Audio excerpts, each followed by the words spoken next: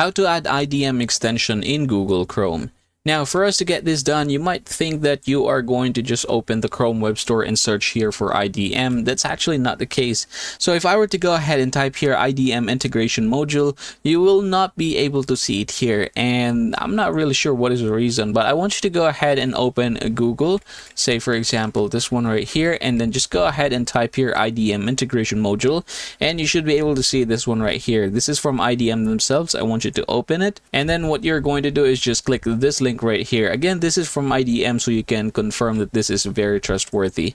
So if I were to open it, you should be able to see this one here. Again, still the same thing. It is from Chrome Web Store.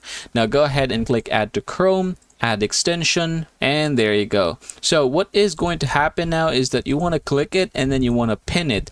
Now this time, go ahead and click it. Click this one right here and then click Manage Extension. From this point forward, you want to make sure that you are going to turn this on. So go ahead and toggle this right here, similar to what I have.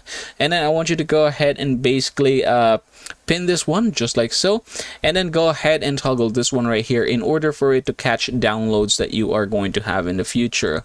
So that, everybody, is how you're going to add IDM extension in Google Chrome.